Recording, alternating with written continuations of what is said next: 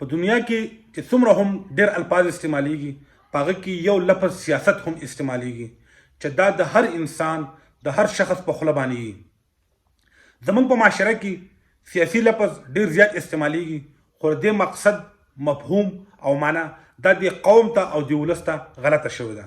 چې کله هم د سیاستدان نوم راشي یا د سیاست نوم راشي نو د خلکو دا سوچي چې پراډ، دوکا، دروغ، کنځلې او چلول دې ته سیاست ویلی کیږي.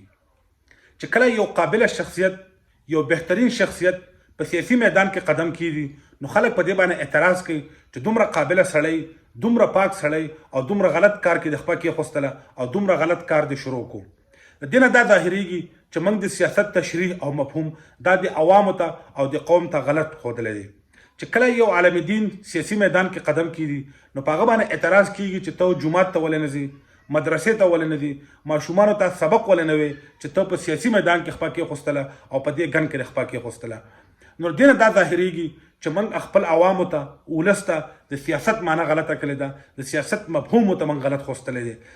زموږ په معاشره کې د ټولو نه غټ سیاستدان هغه ته ویلی کېږي چې په کم سړي کې مکاري پکې، په کم سړي کې دروغ پکې، چل ول پکې، په دروغو باندې خپله خبره کوي، په بل باندې تنقید کوي، خپل ځان غوړو خلکو ته ښه ثابت کوي. نو دغه معنا او دغه تشریح موږ د سیاست کړې ده. دغه د وجې خلک د سیاست نه بیزاره دي او دوی په سیاست کې خپل بچي او ماشومان نه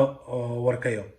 که موږ چېرته عوامو ته د سیاست صحیح مفهوم ورخو او دا ورته ووایو چې سیاست عبادت دی، په دې باندې د قوم خدمت کیږي، په دې باندې د قوم اواز اوچتیږي او دا په هر یو مسلمان باندې فرض ده، لازم ده چې دا به د اسلامي معاشرې دپاره جدوجهد کوي. نو که چېرته موږ ته دیو د اسلامي سیاست طریقه کار ورخو، دیو ته موږ د سیاست صحیح تشریح ورته وکړو، صحیح مفهوم ورته بیان کړو، نو یقینا چې دی به خپل ماشومان او بچي او مشران کشران ټولو په سیاسي میدان کې کیږي. چې څومره وخت وشو، که 70 کاله شوي، که 15 کاله شوي، موږ خپل ولس ته، عوامو ته د سیاست مکمل غلطه تشریح کړې ده. دیو ته موږ دا ویلی دي چې کم سړی غلی،